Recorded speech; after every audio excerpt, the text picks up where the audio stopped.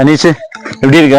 மச்சான் நல்லா இருக்கேன். நல்லா இருக்கேன். வீட்டுல ரொம்ப ஒரு மாதிரி கஷ்டமாவே இருக்கு, ஒரு குழப்பமாவே இருக்கு. சரி, அதான் உன்கிட்ட பார்த்து ஏதாவது பேசிட்டு போலாமான்னு பார்த்தேன். என்னாச்சு? வீட்டுல அப்பா வந்து தனியா இருக்காரு, நாங்களும் வேலைக்கு போயிடுவோமா, வீட்லயே ஒய்ஃபும் வேலைக்கு போயிடுறாங்க. ஸோ அப்பா வந்து ரொம்ப தனியா இருக்கிறதுனால அவருக்கு ரொம்ப கஷ்டமா இருக்கு. சாப்பாடு அது ஹெல்ப் பண்ணாலும் சரியா சாப்பிட மாட்டாரு. ஸோ இது ரொம்ப கஷ்டமா இருக்கு. அதான் ஒரு வந்து ஏதாவது ஒரு நல்ல ஒரு ஹோம்லயா வந்து சேர்த்துடலாம் அப்படின்னு. பாவி, என்னடா இப்படி சொல்ற? அதுக்கு வேற ஆப்ஷனே இல்லையா? ஹோம்ல தான் சேர்க்கணும்னு ஏதாவது இருக்கா? இல்ல நீ தப்பா எடுத்துக்காத. ஹோம்னா வந்துட்டு நான் அவரை வந்து கைவிடணும் அப்படிங்கறதுலாம் இல்ல.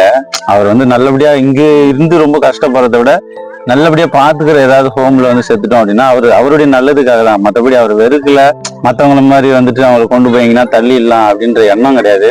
இங்க இருந்து அவர் கஷ்டப்படுறதை விட அங்க இருந்தாலாவது கொஞ்சம் நல்லா 3 வேளைக்கும் சாப்பிட்டு கொஞ்சம் நல்ல ஆரோக்கியமா யாராவது பாத்துப்பாங்க நல்லபடியா. அதுக்காக தான். அவர்கிட்ட சொல்லிட்டியா இதெல்லாம் ஓகேவா? அவருக்கு வந்துட்டு அதெல்லாம் ஓகே தான். ஏன்னா அவர் வந்து இங்க ஆள் இல்லாதனால அவர் ரொம்ப வருத்தப்படுறாரு. அங்கன்னா பேசுறதுக்கு ஆள் இருப்பாங்க, கவனிக்கிறதுக்கு ஆள் இருப்பாங்க. ஸோ அதனால அவங்களுக்கு அது பிரச்சனையா இருக்காதுன்னு நினைக்கிறேன். ஸோ அந்த மாதிரி ஏதாவது இடம் இருந்தா நல்ல இடம் தான். ஆமாண்டா, நான் இப்ப கூட ரீசெண்டா நிறைய ரிவ்யூஸ் எல்லாம் பார்த்தேன். படப்பை தாம்பரம் தெரியுங்களா உனக்கு? ஆமா, தாம்பரம் பக்கத்துல படப்பையில ஒரு ஹோம் ஒன்று இருக்கு. நிறைய கூகுள் ரிவ்யூஸ் எல்லாம் பார்த்தேன், நல்லா தான் போட்டிருக்காங்க. ஆனா ஒரு பிரச்சனை இருக்கு அதுல. என்னது? 10,000 ரூபாய் கேக்குறாங்க அட்மிஷன் ஃபீஸா. 10,000 தானே? அங்கங்க இவ்வளவு கேட்டுட்டு இருக்காங்க.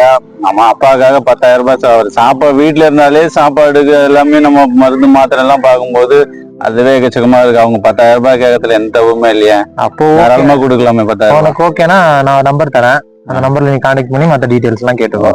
நல்லபடியா பாத்துப்பாங்கல்ல? ஏன்னா இங்க சேர்த்துட்டோம் அப்படின்றதுனால நான் கொஞ்ச நாளா அதை பாத்துட்டு இருக்கேன். நல்ல ரிவ்யூஸ் போட்டிருக்காங்க. அப்புறம் அதை நான் ஃபாலோ பண்றேன். சோ நீ டவுட் இருந்தா உங்கள்ட்ட கால் பண்ணி எல்லா டீடைல் எல்லாம் கேட்டுட்டு. ஹோம் பேர் என்ன சொன்னீங்க? இன்பக்குடி. இன்பக்குடி. ஓகே. எங்க இருக்கு அது? கரெக்ட் படப்பை பக்கத்துல ஸ்ரீகிருஷ்ணா இன்ஜினியரிங் காலேஜ் இருக்கு. ஓகே. அங்க போயிட்டு நீங்க கால் பண்ணாலே அவங்க எங்க இருக்குன்னு கைட் பண்ணுவாங்க. நம்பர் ஷேர் பண்ணேன், நான் பேசி பாக்குறேன். ரிவ்யூஸ் எப்படி இருக்குன்னு பார்த்துட்டு கண்டிப்பா நான் பார்த்தனாலதான் உங்ககிட்ட சொல்றேன். அதனால செக் பண்ணி பாரு, செக் பண்ணிட்டு உனக்கு எப்படி இருப்பாங்க. இன்னொன்னு தப்பா இருக்கு, அப்பா வந்து இப்படி சேர்க்கறாங்க அப்படிலாம் கிடையாது. அவருடைய நல்லதுக்காக தான். கடைசி நாட்கள்லயாவது அது வந்து தனியா இருந்து வீட்டுல கஷ்டப்படும். ஏன்னா நம்ம வேலைக்கு போனாதான் அவரை பாத்துக்க முடியும். நம்மளையும் வீட்லயே இருந்துட்டு அவரை பாத்துக்கணும், வேலைக்கு போகாம வருமானம் கஷ்டமா இருக்கும். ஸோ வேலைக்கும் போகணும், அவரையும் பாத்துக்கணும். அதுக்கு ஒரே ஒரு சாய்ஸ், நல்லா பாத்துக்கிற இடமா, கேர் எடுத்து பாத்துக்கிற இடமா நம்ம சேர்த்துட்டோம் அப்படின்னாக்கா அவருக்கும் நிம்மதியா இருக்கும். 3 வேளையும் சாப்பிடுவாரு, அடிக்கடி போய் பார்த்துட்டும் வரலாம். ஸோ அதுக்காக தான் நான் கேட்கிறேன். மற்றபடி அவரை வெறுத்துட்டு அவரெல்லாம் வந்து எங்கேயாவது ஹோம்ல சேர்த்துடலாம் அப்படின்ற எண்ணம் கிடையாது.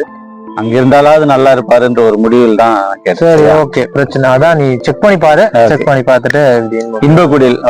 ஓகே. நீ நம்பர் அனுப்பு, நான் அவன்கிட்ட பேசிட்டு நான். Okay, okay, thank you.